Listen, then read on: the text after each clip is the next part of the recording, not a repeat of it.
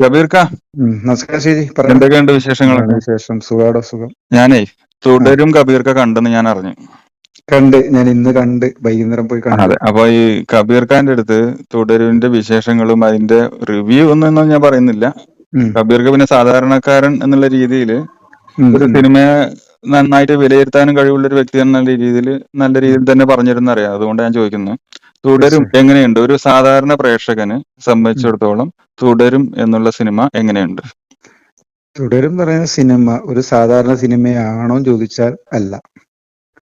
അത് അത് മറ്റൊരു ഡയറക്ടർ ബ്രില്യൻസ് ആണ്. കാരണം അവർ കൊടുത്ത ട്രെയിലറൊക്കെ കാണുമ്പോൾ നമ്മൾ വിചാരിക്കും ഇതൊരു സാധാ ഫാമിലി പടമാണെന്നുള്ള ധാരണയിലാണ് നമ്മൾ ഈ പടം കാണാൻ വേണ്ടി പോകുന്നത്. അത് തന്നെ ഒരു ഡയറക്ടറുടെ ബ്രില്യൻ്റ് ആണ്. ഞാൻ സത്യം പറഞ്ഞാൽ ഞാൻ തുടരും കാണാൻ വേണ്ടി പോയത് ഒരു മോഹൻലാൽ പഴയ ഫാമിലി എന്റർടൈൻമെന്റ് എന്നുള്ള രീതിയിൽ ഉള്ള ഒരു മെന്റാലിറ്റിയിലാണ് ഞാൻ ഈ പടം കാണാൻ പോയത്. പക്ഷെ നമ്മൾ ഞെട്ടിച്ചു കളഞ്ഞു. ഞെട്ടിക്കുക എന്ന് പറഞ്ഞാല് വെറും വാക്കായിട്ട് പറയുന്നൊന്നുമല്ല കേട്ടോ. നമ്മൾ വെറുതെ ഒരു സിനിമനെ പുകഴ്ത്താൻ പറയുന്നൊന്നുമല്ല. പക്ഷെ മോഹൻലാൽ എന്ന് പറയുന്ന നടന വിസ്മയത്തിന്റെ മറ്റൊരു നമ്മൾ കുറച്ച് മുമ്പ് കണ്ട മോഹൻലാൽ ഉണ്ടല്ലോ, ഒരു 90 കാലത്തോ അല്ലെങ്കിൽ ഒരു 99, 95 ആ കാലഘട്ടത്തൊക്കെ മോഹൻലാൽ ചെയ്ത കുറെ നല്ല നല്ല സിനിമകളുണ്ട്. ക്ലാസും മാസും ഒക്കെ ചേർത്ത് ചെയ്ത കുറെ പടങ്ങളാണ്. അങ്ങനത്തെ ഒരു സിനിമ നമുക്ക് വീണ്ടും സ്ക്രീനിൽ കാണുമ്പോൾ കിട്ടുന്ന ഒരു സുഖം ഉണ്ടല്ലോ. ഇത് സത്യം പറഞ്ഞാൽ ഈ സിനിമ ക്രൗഡിൽ തന്നെ കാണണം. ജനങ്ങൾക്കിടയിൽ, അത്രയും പ്രേക്ഷകർക്കിടയിൽ ഇരുന്നുകൊണ്ട് കാണുമ്പോൾ കിട്ടുന്ന ഒരു നമുക്ക് കിട്ടുന്ന ഒരു സുഖം ഉണ്ടല്ലോ. നമ്മളെ കണ്ണ് നിറഞ്ഞു പോകും. എന്തുകൊണ്ടെന്നറിയോ? ഈ ഈ സിനിമയിൽ കരയാൻ മാത്രമുള്ളതല്ല ഞാൻ പറയുന്നത്. പക്ഷെ മോഹൻലാലിന് ഇങ്ങനെ കാണുമ്പോൾ കിട്ടിയ ഒരു സുഖത്തിന്റെ ഒരു കരച്ചിലില്ലേ, നമ്മളൊരു സന്തോഷത്തിന്റെ, എടാ ലാൽ സാറിന് നമുക്ക് ഇങ്ങനെ കാണാൻ പറ്റിയ, നമ്മളൊക്കെ കൊതിച്ചിട്ടുണ്ട് ഇങ്ങനെ ഒരു മോഹൻലാലിനൊന്ന് കാണണമെന്നുള്ളത്. അത് തുടരുന്ന് പറയുന്ന ഈ സിനിമയിൽ വ്യക്തമായിട്ട് വളരെ ഭംഗിയായിട്ട് തരുൺ മൂർത്തി കാണിച്ചിട്ടുണ്ട്. പിന്നെ ഇതിന്റെ സ്ക്രിപ്റ്റ് വൈസ് നോക്കുകയാണെങ്കിൽ വളരെ രസമായിട്ട് അതിന്റെ സ്ക്രിപ്റ്റിംഗ് ഒക്കെ പോകുന്നത്. ഇതിന്റെ അതേപോലെ ബാക്ക്ഗ്രൗണ്ട് സ്കോർ ആയാലും വളരെ നല്ല മോഹൻലാലിന്റെ ആക്ടിങ് എന്ന് പറഞ്ഞാലുണ്ടല്ലോ, ഇതൊരു മനോഹരമാണോ, എന്ത് രസമായിട്ടാ ചെയ്തിരിക്കുന്നത്. അടിപൊളി സാധനം, എനിക്ക് ഭയങ്കര ഇഷ്ടപ്പെട്ടു. ഈ തുടരും എന്ന് പറഞ്ഞ സിനിമ അത് ഒരു മസ്റ്റ് തിയേറ്റർ വാച്ച് എക്സ്പീരിയൻസ് കിട്ടുന്ന ഒരു സിനിമയാണെന്ന് പറയുന്നുണ്ട്. അതായത് തിയേറ്ററിൽ നിന്ന് കണ്ടു കഴിഞ്ഞാൽ മാത്രമേ അതിനൊരു അത്രയും ഒരു ക്വാളിറ്റി നമുക്ക് മനസ്സിലേക്ക് കയറുള്ളൂ എന്ന് പറയുന്നുണ്ട്. അത് ശരിയാണത്? തീർച്ചയായിട്ടും തീർച്ചയായിട്ടും തീർച്ചയായിട്ടും അതെ. അത് മസ്റ്റ് വാച്ച് തിയേറ്റർ തന്നെയാ, കൺഫേം ആണ്. അത് ആര് പറഞ്ഞാലും സത്യമാണ്. എന്താന്ന് വെച്ചാല് ഇതിന്റെ അകത്ത്, അത് ഞാൻ പറഞ്ഞുതരാം എന്തുകൊണ്ടാന്നും കൂടി ഞാൻ പറഞ്ഞുതരാം. ഇതിന്റെ അകത്ത് ഈ കാടിന്റെ അകത്ത് വരുന്ന കുറച്ച് സീനുണ്ട്. ശരിക്കും സീക്വൻസ് അല്ല, സീൻ തന്നെയാണത്. ഈ ഉൾക്കാടിന്റെ അകത്തോട്ടും ഈ ചുരം കയറി പോകുന്ന കുറെ സീൻസ് ഉണ്ട്.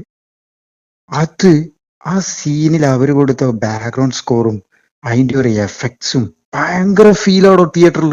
നമുക്ക് ആ കാടിന്റെ അകത്ത് നമ്മളിങ്ങനെ പോകും. എന്തൊരു മനോഹരമായിട്ട് ചെയ്തെന്നറിയോ, ഭയങ്കര. അപ്പൊ ആ ഒരു കാടിന്റെ ഓരോ സീനിൽ അവരങ്ങനെ പോകും. ഞാൻ കഥ പറയുന്നില്ല, കഥ പറയുമ്പോൾ എനിക്ക് കാണുമ്പോൾ ഈ കാണുന്ന ആളുകൾക്ക് അതിന്റെ ഭംഗി നഷ്ടപ്പെടുന്നതുകൊണ്ട് ഞാൻ ആ ചെയ്ത രീതി പറഞ്ഞുതരാം. ഞാൻ അതിന്റെ ഇടയ്ക്ക് ജസ്റ്റ് ഒന്ന് കയറട്ടെ. ഇതിന്റെ ക്യാമറാമാൻ ഷാജി കുമാറാണ്. ഷാജി കുമാർ. അതെ. അപ്പൊ ഷാജി കുമാർ തന്നെ ആയിരുന്നു പുലിമുരുകന്റെയും ക്യാമറാമാൻ. അപ്പൊ എനിക്ക് ഇപ്പൊ പറഞ്ഞപ്പോഴാണ് ഞാൻ അങ്ങനെ ഓർക്കുന്നത്, അതായത് കാടിന്റെ ഭംഗിയുടെ കാര്യങ്ങൾ പറയുമ്പോ അത് പുലിമുരുകനില് കാടിന്റെ ഭംഗികൾ നല്ല രീതിയിൽ എടുത്തിട്ടുണ്ട്. അപ്പൊ അതുകൊണ്ട് ചിലപ്പോ മോഹൻലാലിനെ ആയിരിക്കുമോ ചിലപ്പോ ഈ ഭാഗങ്ങളും ഇയാൾ തന്നെ ഷൂട്ട് ചെയ്താൽ മതി എന്നുള്ളത് ഡയറക്ടർ. അങ്ങനെ ആവാൻ സാധ്യത ഉണ്ട്. എന്തുകൊണ്ടാന്ന് വെച്ചാല് പുലിമുരുകന്റെ പാറ്റേൺ എന്നൊന്നും ഞാൻ പറയുന്നില്ല, പക്ഷെ ആ കാടിന്റെ ഒരു മനോഹാരിത ഉണ്ടല്ലോ, ഒരു ഭംഗിയുണ്ടല്ലോ, അത് ശരിക്കും സ്ക്രീനിൽ കാണുന്നുണ്ട്. അതിന്റെ എഫക്ട്സ്, അതിൽ കൊടുത്ത കളർ ടോൺ, ആ എഫക്ട്സ്, അതിന്റെ മ്യൂസിക്, എന്തൊരു ഭംഗിയാണോ. അതാ ഞാൻ പറഞ്ഞത്, അത് നമ്മൾ തിയേറ്ററിൽ നിന്ന് തന്നെ ആസ്വദിക്കണം. നമുക്ക് ഒരിക്കലും അത് നമുക്ക് ടി വിന്നോ ഈ പറയുന്ന മൊബൈലിലൊന്നും കണ്ടാലൊന്നും, നാളെ OTT ഇറങ്ങാൻ കാത്തിരിക്കുന്നവരോട് ഞാൻ പ്രത്യേകിച്ച് പറയാണ്, നിങ്ങൾ മണ്ടത്തരം ചെയ്യരുത്. ഇത് തിയേറ്ററിൽ തന്നെ പോകണം, അതും നല്ല തിയേറ്ററിൽ പോയി കാണണം. കാരണം നമ്മളിത്, ഈ ചില ആളുകൾ എന്താന്ന് വെച്ചാല് എമ്പുരാൻ പോലത്തെ അല്ലെങ്കിൽ രജനീകാന്തിന്റെ പടങ്ങൾ അല്ലെങ്കിൽ അങ്ങനത്തെ ഒരു വമ്പൻ പടങ്ങൾ മാത്രം ഭയങ്കര തിയേറ്ററിൽ പോയി കാണാമെന്ന് ചിന്തിക്കുന്ന ആൾക്കാരുണ്ട്. അവരോട് നീ പറഞ്ഞു കൊടുക്കേണ്ടതെന്നറിയോ, അങ്ങനത്തെ സിനിമ മാത്രമല്ല, ഈ ഫൈറ്റും വെടിവെപ്പും മാത്രമല്ല, ഇങ്ങനത്തെ നല്ല നാച്ചുറൽ സാധനം അതിൻ്റെ അകത്തുണ്ട്. ഞാൻ ഈ പറഞ്ഞ കാടിൻ്റെതും പിന്നെ ആ കാറൊക്കെ, ഇന്നത്തെ കാറൊക്കെ ഒരു ക്യാരക്ടറാണ്. അപ്പൊ ഈ കാറ് പോകുന്ന ചില സീൻ ഏതാന്ന് ഞാൻ പറയുന്നില്ല, കാണും മനസ്സിലാവും. ആ സീനിൽ ആ കാറ് പോകുമ്പോഴാണ് നമ്മൾ നെഞ്ചിടിക്കും. കാരണം എന്താണെന്നറിയോ, ആ കാർ ഈ പടത്തിലൊരു ക്യാരക്ടറാണ്. അപ്പൊ ആ കാറിനെ അയാൾ അത്രയും സ്നേഹിക്കുന്ന ഒരു കാറിനെ അവരങ്ങനെ ഒരു വഴിയിലൂടെ പോയപ്പോ ഉണ്ടല്ലോ, ഈ ഇരിക്കുന്ന നമ്മളെ നെഞ്ചിൽ ഇങ്ങനെ ഇടിക്കും, അയ്യോടോ ഇങ്ങനെടോ പോകുന്നുള്ള ആ ഒരു ഫീൽ ഉണ്ടല്ലോ, അതൊക്കെ ഭയങ്കരമായിട്ടാ. അതൊക്കെ എന്ത് രസമായിട്ടാ ചെയ്തെന്ന് ഈ അറിയാം. കണ്ണൂർ സ്ക്വാഡില് ഇതുപോലെ തന്നെയാണല്ലോ ഒരു ടാറ്റ സുമോ അല്ലേ? സുമോ അതെ ഉണ്ടല്ലോ ഇതേപോലെ തന്നെ അതെ, ഒരു തീർച്ചയായിട്ടും ക്യാരക്ടറായിട്ട്.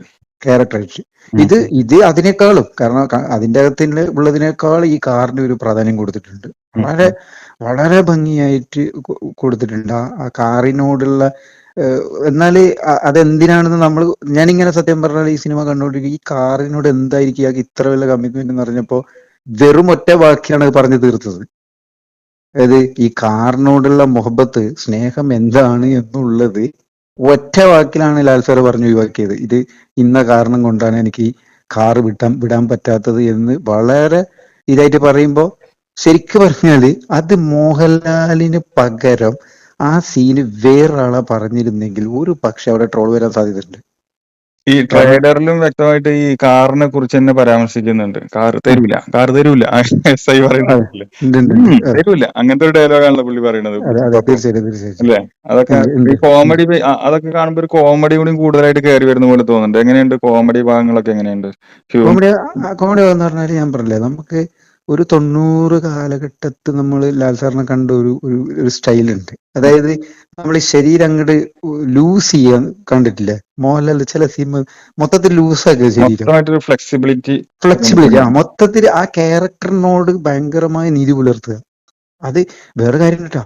അതില് ലാൽ സാർ ഇടുന്ന കോസ്റ്റ്യൂമിൽ ഞാൻ ശ്രദ്ധിച്ചതാണ്. അത് ഡയറക്ടർ ബ്രില്യൻസ് ആണോ അല്ലെങ്കിൽ ഇനി അവരറിയാതെ സംഭവിച്ചു പോയതാണോ എന്ന് എനിക്കറിയില്ല.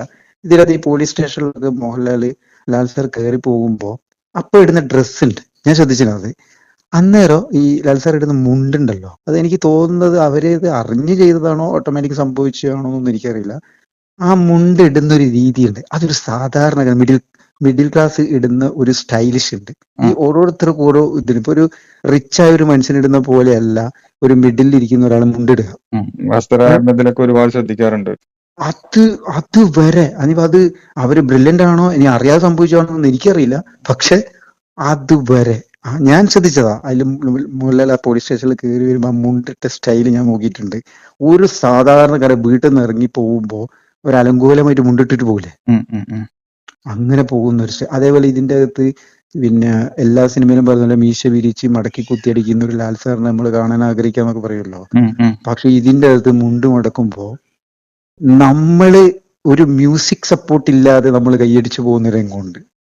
അവിടെ ഒരു മ്യൂസിക്കും ഇല്ല അവിടെ. അങ്ങനെ പ്രത്യേകിച്ചിട്ട് മുണ്ടിങ്ങനെ എടുത്ത് മടക്കി കൂത്തു അങ്ങനെ ധ്യാനം ദേഹം നരസിംഹ ഇതൊന്നും ഇല്ലാത്ത സ്റ്റൈലില് അങ്ങനെയൊന്നും ഇല്ലാണ്ട് വളരെ കോമൺ ആയിട്ട് മടക്കി കുത്തിയിട്ട് നിൽക്കുന്ന ഒരു സീനുണ്ട്. നമ്മൾ അതിനെ അങ്ങനെ കൊണ്ടുപോകും. പിന്നെ അയാളുടെ ഓരോ എക്സ്പ്രഷൻ, കണ്ണുകൊണ്ടൊക്കെ വരുന്ന ഒരു എക്സ്പ്രഷൻ ഉണ്ട്.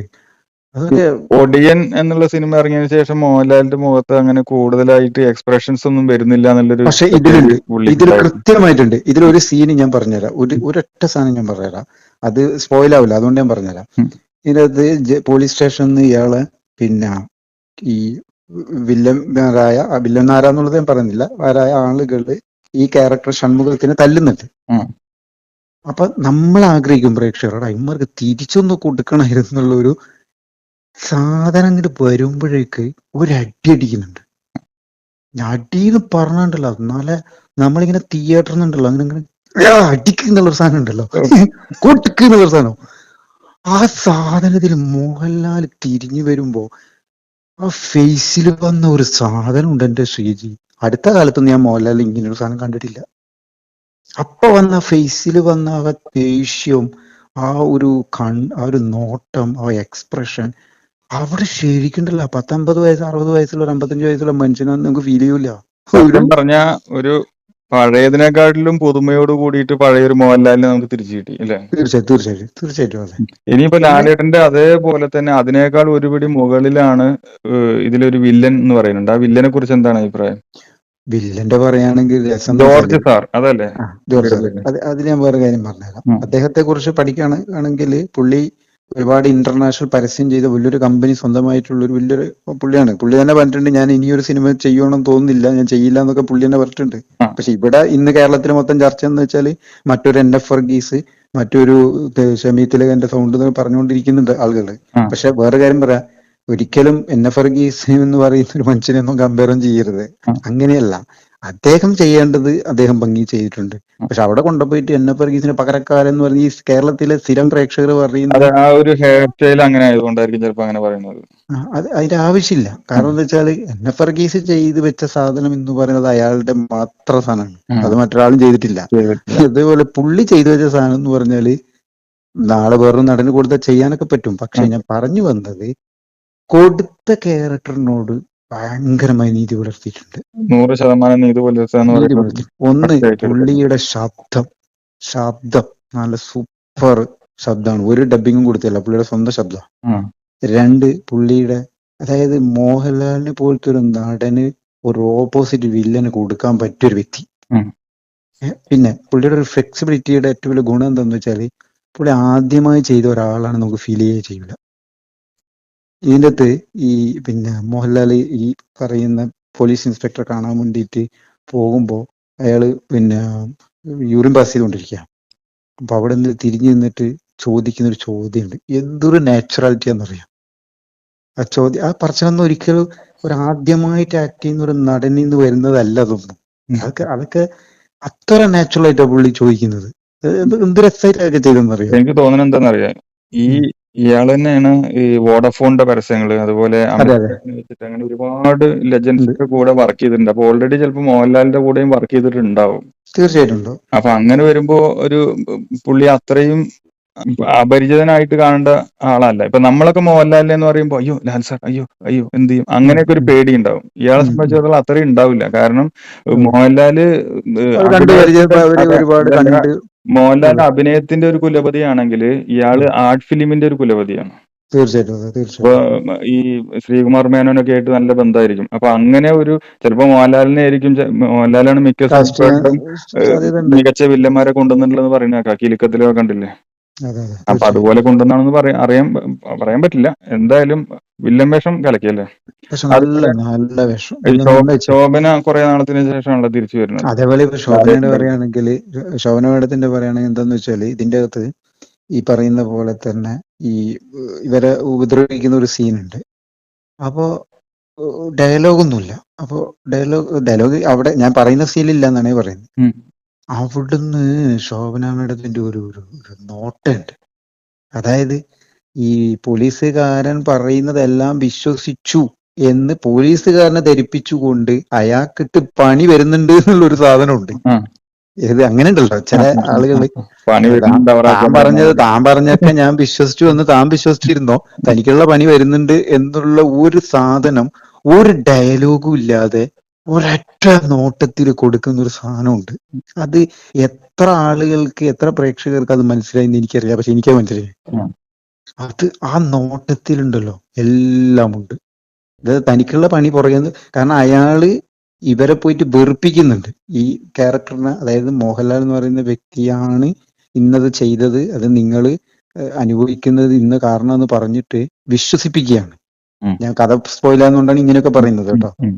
അപ്പോ അങ്ങനെ വിശ്വസിപ്പിച്ചിട്ട് പോലും ആ ഭാര്യയായ നളിനി എന്ന് പറയുന്ന ക്യാരക്ടർ ഒരു നോട്ടം നോക്കുന്നുണ്ട് ഷീജി. അത് എനിക്കത് ഭയങ്കര, ഞാനിങ്ങനെ ആലോചിച്ചു പോയി, ഇവിടെ ശോഭനയല്ലാതെ മറ്റൊരു നടി ആയിരുന്നെങ്കിൽ ചിലപ്പോൾ അത് നടക്കും തോന്നുന്നില്ല. ചിലപ്പോൾ അവരുടെ അഭിനയത്തിന്റെ ഇത്രയും നാളത്തെ ഒരു എക്സ്പീരിയൻസും അല്ലെങ്കിൽ ആ ക്യാരക്ടറിനോട് അവർ കാണിച്ച നീതി പുലർത്തിയത് കൊണ്ടാണെന്ന് അറിയില്ല. പക്ഷെ കൊണ്ടാണെന്നല്ല, ആണ് ആ നീതി പുലർത്തിയത് കൊണ്ടാണ് അവര് ആ ഒരു നോട്ടത്തിൽ എല്ലാം നമുക്ക് മനസ്സിലായി, എല്ലാം പറഞ്ഞു. അത്ര ഭംഗിയില് അത് ചെയ്തിട്ടുണ്ട്. പിന്നെ ഇതിനകത്ത് എടുത്തു പറയേണ്ട ഒരാളാണ് മണിയമ്പിള്ള രാജു. എന്തുകൊണ്ടാന്ന് വെച്ചാല് മണിയമ്പിള്ള രാജു എന്ന് പറയുന്ന നടൻ മലയാള സിനിമയിൽ വന്നിട്ട് അറിയാലോ ഒരു യുഗമായി. ലാലേട്ടനോളം തന്നെ അത്രയും അതിനെക്കാട്ടിൽ കൂടുതൽ ഉണ്ടാവും ചിലപ്പോ മണിയമ്പിള്ള രാജുവിന്. പക്ഷെ ഇതിന്റെ അകത്ത് മണിയമ്പിള്ള രാജുവിന്റെ ആ ഒരു അപ്പിയറൻസും ആ ലുക്കും സംസാരത്തിലൊന്നും പുള്ളിയാണ് ചെയ്യുന്നത് നമുക്ക് ചില സീൻ നമുക്ക് ഫീൽ ചെയ്യൂല. കാരണം നമുക്ക് ഇതിന്റെ അകത്ത് കുട്ടിച്ചൻ തന്നെയാ. മണിയമ്പിള്ള രാജു നമുക്ക് കാണാനേ പറ്റൂല. അത് എനിക്ക് തോന്നിയതാണോ മലയാളത്തിലെ മറ്റുള്ള നടന്മാർക്ക് അല്ല ആളുകൾക്ക് പ്രേക്ഷകർക്ക് മനസ്സിലായതെന്ന് എനിക്കറിയില്ല. മണിയമ്പിള്ള രാജു ഇതുവരെ ചെയ്തതില്, ഇത്രയും കാലം ചെയ്തതില് പുള്ളി ഒരു ക്യാരക്ടറായിട്ട് വന്നത് എനിക്ക് ഇതിലേ കാണാൻ പറ്റിയിട്ടുള്ളൂ. അല്ലെങ്കിൽ എപ്പോഴും മണിയമ്പിള്ള രാജു എന്നുള്ള ആ ഒരു പേര് പോലെ തന്നെ അയാൾ കൊണ്ടുനടക്കുന്ന ആ ഒരു അഭിനയ ശൈലി ഉണ്ട്, അതായിരിക്കും നമ്മളെപ്പോഴും കാണുന്നത്. പക്ഷെ ഇതില് പുള്ളി കുട്ടിച്ചൻ എന്ന് പറയുന്ന ക്യാരക്ടർ തന്നെയാ. കാരണം ഇതിനകത്ത് പുള്ളി ആ ഒരു ക്യാരക്ടറായി മാറിയിട്ടുണ്ട്. മറിച്ച് ബാക്കിയുള്ള ഒരുവിധ സിനിമകളിലെല്ലാം നമ്മൾ കണ്ടുവന്നത് ഇപ്പൊ പിന്നെ എനിക്ക് കുറച്ചെങ്കിലും മണിയമ്പിള്ള രാജു ഒന്ന് ചെയ്തു തോന്നിയത് ഏതാണ്? ചോട്ടാ മുംബൈയിൽ പുള്ളിയുടെ അപ്പിയറൻസ് വേറെ തന്നെ. അതിൽ പുള്ളി നമുക്ക് മണിയമ്പിള്ള രാജുവായിട്ട് കാണാൻ പറ്റിയിട്ടില്ല. അത് ആ ഒരു അതിനേക്കാളും ഫീല് ഇതില് കുട്ടിച്ചൻ എന്ന് പറയുന്ന ഈ ക്യാരക്ടർ ശരിക്ക് തോന്നിപ്പോയി ഇത് മണിയമ്പിള്ള രാജുവിന് വേണ്ടി തന്നെ ഉണ്ടാക്കിയതാണ് തോന്നിപ്പോകുന്ന രീതിയിലാണ് മണിയമ്പിള്ള രാജു ചെയ്തിരിക്കുന്നത്. അതേപോലെ ഇർഷാദിന്റെ നല്ല കുറച്ചേ ഉള്ളൂങ്കിലും നന്നായി ചെയ്തിരുന്നു ഇർഷാദ്. ഇപ്പോഴുള്ള മിക്ക സിനിമകളിലും 2 or 3 ആർട്ടിസ്റ്റുകളെ മാത്രമേ നമുക്ക് അറിയാൻ പറ്റുള്ളൂ, ബാക്കിയെല്ലാം പുതുമുഖങ്ങളായിരിക്കും. അതുപോലെ തന്നെ ഈ തുടരും എന്ന് പറഞ്ഞ സിനിമയിലും ഇപ്പൊ മോഹൻലാല്, മണിയമ്പിള്ള രാജു, ശോഭന, ഈ 3 മുഖങ്ങൾ മാത്രമാണ് നമുക്ക് പരിചയമുള്ളതായിട്ട് പെട്ടെന്ന് പറയാൻ പറ്റിയത്. അല്ല, പിന്നെ ഇർഷാദ് ഉണ്ട്, പിന്നെ നമ്മുടെ ആ പയ്യൻ ലാൽ സാറിന്റെ മകനായിട്ട് അഭിനയിച്ച മറ്റേ ആനന്ദത്തിലെ പയ്യനാണ്. പിന്നെ അങ്ങനെ അല്ലാണ്ട് നമുക്ക് എല്ലാവർക്കും പരിചിതമായിട്ടുള്ള നടന്മാർ ആരൊക്കെയുള്ളത്? അത് ഈ പറയുന്നവരേ ഉള്ളൂ. ഈ 3 പേരും തന്നെ ഉള്ളൂ. പക്ഷെ ഒരുപാട് ആർട്ടിസ്റ്റ് ഉണ്ട്. ഇപ്പൊ ഇതിനകത്ത് ഒരു സീനില് മോഹൻലാലിന്റെ കാറിന്റെ മുകളില് കാല് കയറ്റി ചുക്കുന്ന ഒരു സീനുണ്ട്. ഇനിയിപ്പോ അതിപ്പോ ആളെ പേര് പറഞ്ഞു ചൊല്ലി കുഴപ്പമൊന്നുമില്ല, കാരണം അതൊരു സസ്പെൻസ് സാധനമൊന്നുമല്ല. ആളാരാന്ന് വെച്ചാൽ അർജുന അശോകനാണ്. ഒരൊറ്റ സീന് പുള്ളി ഒരു കാറിന്റെ മുകളിൽ കാല് കയറ്റി വെച്ചപ്പോ മോഹൻലാൽ വന്നിട്ട് എടുക്കട കാല് എന്ന് പറഞ്ഞിട്ട് പിന്നെ മാറ്റിയെടുത്തുമ്പോ ഇയാൾ പറയൂ, ഇയാള് ചൂടായി, ഇത് കാറല്ല അമ്പലമൊന്നും അല്ലല്ലോ എന്ന് പറയും. അതായത് ഈ അർജുന അശോകന്. അത് എനിക്ക് തോന്നിയത് ആ ഒരൊറ്റ സീനില് ഒരേ ഒരു സാധനം, ഇത് കാറല്ല അമ്പലമൊന്നും അല്ലല്ലോ മറ്റേ അയാൾ പോയി. അതിലേക്ക് അർജുന അശോകനെ കൊണ്ടുവരണമെങ്കിൽ എന്താന്ന് എനിക്ക് മനസ്സിലായോ, ആ കാറിന്റെ പവർ കാണിക്കാനാണ്.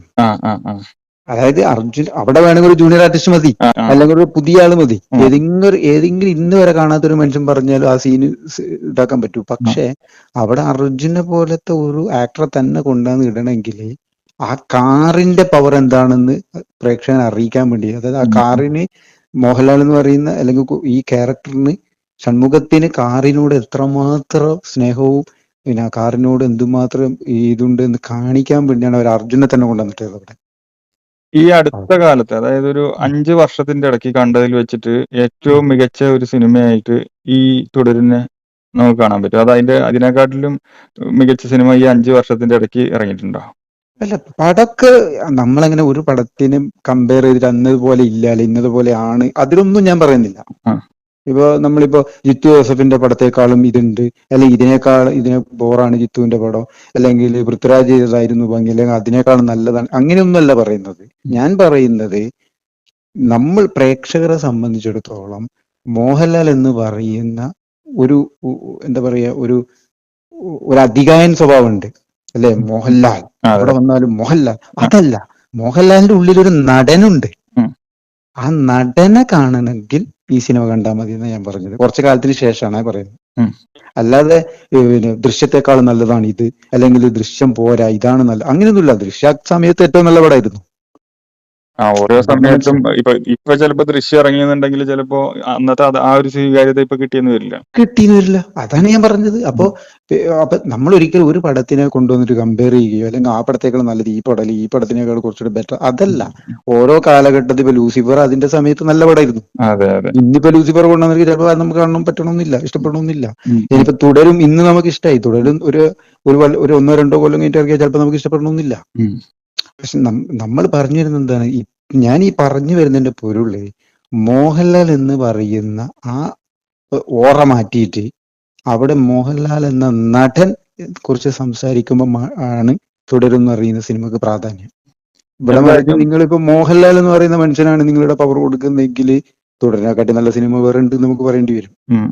മറിച്ച് നമ്മളിവിടെ എന്ത് പറയണം, മോഹൻലാൽ എന്ന് പറയുന്ന നടൻ എന്തൊക്കെ കാണിക്കും. ഫൈറ്റ് എന്ന് പറഞ്ഞിട്ടുണ്ടല്ലോ, നമ്മളൊരു കോമൺ സിനിമ പ്രതീക്ഷിച്ച് പോയ ഒരു മനുഷ്യന് ഇടിപെട്ട് ഫൈറ്റാണ് അവർ തന്നത്. അടിക്കലെന്നല്ല, കിൻഡൽ വെയിറ്റ് ഉണ്ട്. പക്ഷെ ഈ ട്രെയിലറിൽ ഈ അടിസീൻ ഇതൊന്നും കാണിക്കുന്നില്ലല്ലോ. പക്ഷെ അടീന്നെല്ലാം പറഞ്ഞോണ്ടല്ലോ എന്റെ പൊന്നു മോനെ, എനിക്ക് തോന്നിപ്പോയിട്ടുണ്ട്. കാരണം ഇതില് വേറൊരു നടനായിരുന്നെങ്കിൽ ആ ഫൈറ്റ് ഒന്നും കാണാൻ ഒരു ഭംഗിയും ഉണ്ടാവില്ല. അല്ലെങ്കിൽ ലാലേട്ടന്റെ ഫൈറ്റിനാണ് ഏറ്റവും കൂടുതൽ ഭംഗി. എല്ലാം ഭംഗിയാണ്. കിടിലം ഫൈറ്റ്. അതേപോലെ ഇതിന്റെ എടുത്ത് പറയേണ്ട മറ്റൊരാളാണ് ബിനു പപ്പു. ബിനു പപ്പു നല്ല ക്യാരക്ടർ കേട്ടോ, നന്നായി ചെയ്യണം. ഈ പടത്തിന്റെ അസോസിയേറ്റും ബിനു പപ്പു ആണോ? ബിനു പപ്പു ആണെന്ന് ഞാൻ സ്ക്രീനിലെ സമയത്ത് എനിക്ക് ടൈറ്റിൽ നോക്കാൻ പറ്റിയില്ല, കാരണം ഞാൻ വേറെ ലോകത്തായി പോയി. ഞാൻ ടൈറ്റിൽ നോക്കണം എന്നൊക്കെ വിചാരിച്ചതാ. പക്ഷെ ഞാൻ സത്യം പറയാലോ, എനിക്ക് ഈ സ്ക്രീനില് ഈ തുടക്കം തന്നെ ഇവർ കൊടുത്ത സീൻ്റെ അകത്ത് ഞാനിത് കണ്ടു. പിന്നെ എന്റെ സാധനത്തും ഇതിന്റെ ഞാൻ ചോദിച്ചെന്താ വെച്ചാൽ ഒരു സംശയം കൂടി ചോദിച്ചാ, കാരണം ഈ സൗദി വെള്ളക്ക ഈ തരുൺമൂർത്തിയുടെ സിനിമയാണല്ലോ, അപ്പൊ അതിന്റെ അസോസിയേറ്റ് പുള്ളി തന്നെയായിരുന്നു. ഇതില് അസോസിയേറ്റ് പിന്നെ ഉണ്ടെന്ന് ഇവര് ഇതിൽ ഞാൻ കേട്ടിരുന്നു. ഇപ്പൊ ഉണ്ടെന്ന് ഞാൻ പറഞ്ഞു, കാരണം ജാവേലും ഉണ്ടായിരുന്നാണ് പറയുന്നത് കേട്ടത്. എന്തായാലും ഈ സിനിമയ്ക്ക് കബീർക്കൊക്കെ കൊടുക്കാൻ പറ്റും എത്ര, ഒരു ഔട്ട് ഓഫ് 10 എത്ര കൊടുക്കാൻ പറ്റും? 9.5 കൊടുക്കാം. 9.5 എന്ന് പറയുമ്പോ 10 ആയി. പൂർത്തിയാക്കി കൊടുക്കാത്ത എന്താണെന്ന് അറിയാം, നമ്മളങ്ങനെ ഒരു പൂർത്തീകരിച്ച് കൊടുക്കാൻ മാത്രമുള്ള ബുദ്ധി എനിക്കില്ല. അതുകൊണ്ടാണ് ഞാൻ, കാരണം എന്തെങ്കിലുമൊക്കെ അപാകത ഉണ്ടെങ്കിൽ നമുക്കത് പറയാനുള്ള യോഗ്യത ഒന്നും നമുക്കായിട്ടില്ല. ഇപ്പൊ മോഹൻലാലിനെ പോലത്തെ ഒരു നടനെ പറ്റി റിവ്യൂ ചെയ്യാനുള്ള ഇതുപോലും നമുക്കില്ല. പക്ഷേ നമുക്ക് ഇതിനോടുള്ളൊരു മുഹബത്ത് കൊണ്ട്, ഇഷ്ടം കൊണ്ടാണ് നമ്മളിത് കറക്റ്റ് പറയാനുള്ള ശ്രമം നടത്തുന്നത്. ഇതിൻ്റെ അകത്ത് എനിക്ക് ഏറ്റവും ഇതിനകത്ത് വേറൊരു കാര്യം ഇഷ്ടപ്പെട്ടെന്ന് വെച്ചാൽ, ഇതിനകത്ത് നൈറ്റ്, ഞാൻ തുടക്കത്തിൽ പറഞ്ഞല്ലോ, ഇതിൻ്റെ അകത്ത് ഈ നൈറ്റ് സീൻ ഉണ്ട്. അതൊക്കെ ഒരു നീ നേരത്തെ പറഞ്ഞ പോലെ ഒരു പുലിമുരുകത്തിന്റെ മുകളിലല്ലാതെ പുലിമുരുകത്തിന്റെ താഴോട്ട് അവർ ചെയ്തിട്ടില്ല. നൈറ്റൊക്കെ അത്ര നാച്ചുറൽ ആയിട്ട് ചെയ്തത് അവര്, അത്ര നാച്ചുറൽ ആയിട്ട് നൈറ്റ് സീനൊക്കെ ചെയ്തിട്ടുണ്ട്. ഒരു ലൈറ്റിൽ പോലും നമ്മളെ ഒരു വേറെ ഒരു അയ്യേ എന്നുള്ള ഒരു തോന്നൽ നമുക്ക് ഉണ്ടാക്കിയിട്ടില്ല. ശരിക്കും പറഞ്ഞ ടെക്നിക്കൽ വശവും ഡയറക്ഷൻ വശവും എല്ലാം പക്കയായിട്ടുള്ള, എല്ലാം പക്ക. ടെക്നിക്കലി ആയാലും ബാക്ക്ഗ്രൗണ്ട് സ്കോർ ആയാലും, പിന്നെ ഇതിന്റെ അകത്ത് അതേപോലെ ഇതിന്റെ അകത്ത് ഇതൊരു പട്ടി നല്ലൊരു ക്യാരക്ടറാടാ. ഇതിനകത്തൊരു പട്ടിയുണ്ട്, നല്ല ക്യാരക്ടറാ പട്ടി ചെയ്തിരിക്കുന്നത്. അങ്ങനെ അതൊക്കെ നമ്മളെ ഇതിനകത്ത് വേറൊരു സാധനം ഉണ്ട്. പക്ഷെ അതെനിക്ക് ഇതിനോട് പറയണമെന്നുണ്ട്, പക്ഷെ ഇത് പറയല് പറയണ്ടേ. ഇപ്പൊ തന്നെ പടം കാണാനുള്ള ഒരു വ്യഗ്രത കൂടി വരുന്നു. കാരണം കബീർക്ക് ഒരു ഏകദേശം പടം കൊള്ളാം ശ്രീജി എന്ന് പറഞ്ഞാൽ തന്നെ എനിക്ക് കാണാൻ, ഞാൻ അങ്ങനെ പല സിനിമകളും പോയി കണ്ടിട്ടുണ്ട്. ഇതിപ്പോ അതിന്റെ 100 ഇരട്ടിയാണ് പറഞ്ഞു വരുമ്പോ. നാളെ തന്നെ കാണാനുള്ള ഒരു ത്രില്ലിലാണ് ഞാൻ നിൽക്കുന്നത്. തീർച്ചയായിട്ടും ഞാൻ പറയുന്നു, ഞാൻ നിന്നോടൊന്നല്ല, ഞാൻ സത്യം പറഞ്ഞ ഇപ്പൊ ഈ അടുത്ത കാലത്ത്, പടത്തിന്റെ പേരൊന്നും ഞാൻ പറയുന്നില്ല, ചില ആളുകൾ എന്നെ ഗൾഫിൽ നിന്ന്, ദുബായിൽ നിന്ന് ഒരു പാർട്ടി വിളിച്ചിട്ട് എന്നോട് ചോദിച്ചു, ഇപ്പൊ ഇന്ന് എന്നെ വിളിച്ചിട്ട് ചോദിച്ച് തുടരും സിനിമ എങ്ങനെയുണ്ട്, കാണാൻ പോകാൻ പറ്റുമെന്ന് ചോദിച്ചു, ദുബായിൽ നിന്ന് വിളിച്ചിട്ട്. അപ്പൊ ഞാൻ പറയാൻ കണ്ടിട്ടില്ല, ഞാൻ വൈകുന്നേരം കാണുന്നുള്ളൂ. സത്യം പറയല്ലോ, പുള്ളി ഈ എന്നെ വാട്സപ്പിൽ മെസ്സേജ് ഇട്ടിട്ടുണ്ട്, ഇവിടെ ഒന്ന് പറയടാ പടം എങ്ങനെയുണ്ടെന്ന് പറയുന്നിട്ട് വേണം പോവാന്ന് പറഞ്ഞു. എന്നാൽ ഇതേ വ്യക്തി ഒരു കഴിഞ്ഞ ഒരാഴ്ചക്ക് മുമ്പ് എന്നെ വിളിച്ചിട്ട് വേറൊരു പടത്തിന്റെ ചോദിച്ച്, ഇവിടെ ഞാനിങ്ങനെ കാണാൻ വേണ്ടി പോകാൻ പ്ലാൻ ഉണ്ട്, എന്താ പ്ലാൻ? ഞാൻ പറഞ്ഞു, ഞാൻ അതിന്റെ സത്യാവസ്ഥ പറഞ്ഞു കൊടുത്തപ്പോ പുള്ളി പറഞ്ഞു ഞാൻ കാണാൻ പോകുന്നില്ല എന്ന് പറഞ്ഞു. അപ്പൊ ഞാൻ പറഞ്ഞു അങ്ങനെയല്ല, നമ്മളൊരു പറഞ്ഞതിന്റെ പേര് നിങ്ങൾ കാണാതിരിക്കും, നിങ്ങൾ പടം കാണാൻ പോകണമെന്ന് പറഞ്ഞു. അങ്ങനെ പുള്ളി കണ്ടു. പുള്ളി കണ്ടപ്പോ പുള്ളി എന്നോട് പറയടാ ശരിയാട്ടാ, അത് ഇന്ന പ്രശ്നങ്ങൾ ആ പടത്തിന് ഉണ്ട് എന്ന് പറഞ്ഞു. ഇപ്പൊ KGF എന്ന് പറഞ്ഞ സിനിമ, അതിപ്പോ ഇന്ത്യൻ സിനിമ കണ്ടതിൽ വെച്ച് ഏറ്റവും ബെസ്റ്റ് സിനിമ, അതുപോലെ ഇഷ്ടപ്പെടാത്ത കുറെ ആൾക്കാരുണ്ട്. അതുകൊണ്ട് ഒരാളുടെ മാത്രം നോക്കിയിട്ടല്ല, എന്നാലും കബീർക്ക് പറയുന്നത് മിക്ക റിവ്യൂകളും കറക്റ്റ് ആയിരിക്കും. അതുകൊണ്ട് ഇതിലിപ്പോ ഞാൻ വേറൊരു കാര്യം ഞാൻ പറയാം, തുടരും എന്ന് പറഞ്ഞ സിനിമന്റെ ആകെ ടോട്ടൽ ഒരു സാധനം ഞാൻ പറഞ്ഞുതരാം. അതായത് തുടരും എന്ന് പറഞ്ഞ സിനിമയില് മോഹൻലാൽ എന്ന് പറയുന്ന നടനിൽ നിന്ന് ശ്രീജി എന്ന് പറയുന്ന വ്യക്തി, അല്ലെങ്കിൽ ഒരു സിനിമ പ്രേമി, അല്ലെങ്കിൽ സിനിമയോട് അത്രയും ഇഷ്ടമുള്ള ഒരാള് എന്തൊക്കെ കാണാനാണോ ആഗ്രഹിക്കുന്നത് അതെല്ലാം എനിക്ക് ഇതിൽ കിട്ടും. അതാണ് ഈ സിനിമയിൽ. മോഹൻലാൽ നമ്മൾ എന്ത് കാണാൻ ആഗ്രഹിക്കുന്നത് അതെല്ലാം വളരെ ഭംഗിയായിട്ട് തന്നെ നിങ്ങൾക്ക് കിട്ടിയിരിക്കും. അത് ആ എഴുത്തിന്റെയും ഡയറക്ഷന്റെയും ഈ പറഞ്ഞ പോലെ ടെക്നിക്കലി ആയാലും, ഇതിനകത്ത് മഴയൊക്കെ അത്ര നാച്ചുറൽ ആയിട്ടാണ് ചെയ്തിരിക്കുന്നത്, അത്ര രസമായിട്ട് ചെയ്തിട്ടുണ്ട്. പക്ഷെ അതാ ഞാൻ പറഞ്ഞത്, ഇത് തിയേറ്റർ മസ്റ്റ് വാച്ചാ. ഇത് നിങ്ങൾ മൊബൈലിലോ നാളെ OTT വരാൻ വേണ്ടി കാത്തു നിൽക്കരുതെന്ന് എന്റെ അഭിപ്രായം. ഈ അടുത്ത കാലത്ത് ഞാൻ വേറെ ഒരാളായിട്ട് സംസാരിച്ച സമയത്ത് പറഞ്ഞു, ഇനിയുള്ള സിനിമ സമയം എന്ന് പറയുന്നതൊക്കെ പിള്ളേർക്കുള്ളതാണ്. ഇനി മോഹൻലാലിനും മമ്മൂട്ടിക്കൊന്നും ഇനി വേണ്ടി റോളില്ല എന്ന് ആര് പറഞ്ഞ പറഞ്ഞു? സംഭവമാണ്. നല്ല കഥ കൊടുത്താല് ഇപ്പോഴും ഇവരൊക്കെ കയ്യില് സ്റ്റെപ്പ് കിടക്കാടോ. മമ്മൂട്ടിന്റെ മോഹൻലാലിന്റെ മാത്രമൊന്നുമല്ല, മമ്മൂക്കാന്റെ സ്റ്റെപ്പ് ഒന്നും തീർന്നിട്ടൊന്നുമില്ല. നമുക്ക് ഇനിയും. പക്ഷെ എന്താണ്ടെന്നറിയോ, ഇവിടെ വേറൊരു കാര്യം എല്ലാവരും മനസ്സിലാക്കേണ്ട ഒരു കാര്യമുണ്ട്. ഇവരെ വെച്ച് നോക്കുകയാണെങ്കിൽ മലയാള സിനിമയിൽ ഇനി ഇവർ എന്തൊക്കെ എഴുതിയാലും ഇതെല്ലാം അവര് ചെയ്തു കഴിഞ്ഞതാ. ചെയ്തു കഴിഞ്ഞാൽ അത് തന്നെ. അപ്പൊ അവർക്ക് പുതുമയില്ല. അതുകൊണ്ടല്ലേ അവര് പറയും നിങ്ങൾ പുതുമ കൊണ്ടുപോവാ, ഞങ്ങൾ ചെയ്യാന്ന് അവര് പറയുന്നുണ്ടല്ലോ. അവരായിരിക്കും ദിലീപിന്റെ സിനിമകൾ വിജയിക്കാത്തത് എന്തുകൊണ്ടാണ്? പുതുമയില്ല. കാരണം എല്ലാം പുള്ളി ചെയ്ത് കഴിഞ്ഞു. പക്ഷെ ദിലീപേട്ടനിൽ നിന്ന് നല്ലൊരു സിനിമ എല്ലാവരും പ്രതീക്ഷിക്കുന്നു. പക്ഷെ എന്താ പ്രശ്നം എന്ന് വെച്ചാല് പുള്ളിക്ക് പുതുമ കൊടുക്കാൻ പറ്റുന്നില്ല. പുള്ളി എന്ത് ചെയ്താലും മുമ്പ് ചെയ്തു വെച്ചതാ വരുന്നത്. പുള്ളിക്ക് ഇപ്പൊ എത്രയോ വലിയ വലിയ ബാനറുകൾ ഇതെല്ലാം കാത്തു വെക്കുന്നു. പക്ഷെ എന്ത് ചെയ്യാൻ പറ്റും? എല്ലാം ചെയ്ത് കഴിഞ്ഞു. ഇപ്പൊ ഈയിടെ ഞാൻ പറഞ്ഞുതരാം. ഇപ്പൊ ഈയിടെ ഒരാൾ പറഞ്ഞു, ഇപ്പൊ നെസ്റ്റിന്റെ ഒരു പടം വന്നിപ്പോ ജിങ്കാന. എല്ലാരും പറഞ്ഞു ജിങ്കാന അങ്ങനെ ഇങ്ങനെ. ജിങ്കാന പോലത്തെ പടം മമ്മൂട്ടി മോഹൻലാലൊക്കെ പണ്ടേ ചെയ്തതാണ്. ചെയ്ത് കഴിഞ്ഞതാ. മോഹൻലാല് ബോക്സിംഗിലൊക്കെ പണ്ട് ചെയ്തിട്ടുണ്ട്. ഇത് സീസൺ എന്ന് പറഞ്ഞ പടം, ഏതൊരു പടം ഉണ്ട്. പുള്ളി ഓൾറെഡി ബോക്സിംഗ് ചാമ്പ്യൻ ആയിരുന്നു, സ്റ്റേറ്റ് ലെവലിൽ തന്നെ. അവരൊക്കെ ഇത് ചെയ്ത്. എന്നിട്ട് എനിക്ക് ഏറ്റവും ചിരി വന്ന എന്താണെന്നറിയോ, ഈ ഇപ്പൊ ജിംഖാന വന്ന സമയത്ത് പിന്നെ മോഹൻലാലിന്റെ ഇതുണ്ടായിരുന്നല്ലോ, എമ്പുരാനും ഉണ്ടായിരുന്നല്ലോ. എന്നിട്ട് ആരോ കൊണ്ടുപോയിട്ട് ആരോ എന്നല്ല, കുറെ വിഡ്ഢികളായ ഫാൻസുകാർ, മോഹൻലാൽ ഫാൻസ് അല്ല, വേറെ ചില ഫാൻസുകാർ എഴുതി വിട്ടിരിക്കുകയാണ്, മോഹൻലാലിനെ തൂത്തുവാരിട്ട് ജിംഖാന മണ്ടത്തരല്ലേ എഴുതി വിടുന്നത്. ഇതാരെ പറ്റി വിടുന്നത്? എടോ ഇവരൊക്കെ ഇതൊക്കെ കളിച്ച് നീ ആലോചിക്കറ. നമ്മളെ പോലത്തെ പ്രേക്ഷകർക്ക് വേണ്ടിയാണ് അവരിപ്പോ ഇത് ചെയ്യുന്നത്, അവർക്ക് വേണ്ടിയല്ല. അവരിതൊക്കെ വേണ്ടെന്ന് വെച്ച് നിർത്തിയവർ. അവർക്ക് ഇതൊന്നും ഇനി വേണ്ട. പക്ഷെ നീ ഒരു ദിവസം നമുക്ക് മോഹൻലാൽ മമ്മൂട്ടി പറ്റി പറയാൻ നമുക്ക് വിടാൻ പറ്റുമോ? അത് കേരളത്തിന്റെ ഒരു പൊതുസ്വത്താണ് ഇവരെല്ലാം. അവരില്ലെങ്കിൽ നമുക്ക് രാവിലെ എണീച്ച് പറയാൻ എന്താ ഉള്ളത്? നമുക്ക് സംസാരിക്കാൻ. നമ്മളെ ബിസിനസ്സും കാര്യങ്ങളും നടക്കുമ്പോഴും നമ്മൾ എന്തെങ്കിലും പറയുമ്പോൾ നമ്മൾ കമ്പയർ ചെയ്യുന്ന എന്താണ്? നമ്മളെ ബട്ടർഫ്ലൈസ് പോലെ അല്ലെ, മറ്റേ പ്രിൻസ് പോലെ, അല്ലെങ്കിൽ കിങ് പോലെ. എന്തുകൊണ്ടാണ് നമുക്കൊക്കെ പറയാൻ തോന്നുന്നത്? ഇവരോടുള്ള ഇഷ്ടം കൊണ്ടല്ലേ. ഇങ്ങനെങ്കിലും പറയാറുണ്ട്, വലിയേട്ടൻ കളിക്കല്ലേ. വലിയേട്ടൻ കളിക്കല്ലേ. വീട്ടിലാണെങ്കിൽ നമ്മൾ എന്ത് പറയുമോ, പിന്നെ വേറെ ബാലേട്ടനല്ലേ, ഒന്ന് പോടാപ്പ എന്ന് പറയും. അപ്പൊ അത് അവരെ നമ്മൾ ചേർത്ത് വെക്കുന്നത് എന്തുകൊണ്ടാണ്? എന്നിട്ടാണ് ഇവിടെ വിഡ്ഢിത്തരം വിളിച്ചു പറയുന്നത് ജിംഖാന കൊണ്ടുപോയി മറ്റേത് ഉണ്ടാക്കി.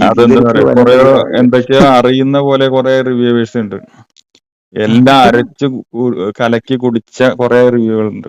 ഞാൻ ഒറ്റ കാര്യം ചോദിക്കട്ടെ, സധയം പോലത്തെ ഒരു സിനിമ ഇന്നത്തെ ഏതെങ്കിലും ഒരു ആർട്ടിസ്റ്റ് ചെയ്യാൻ പറ്റുമോ?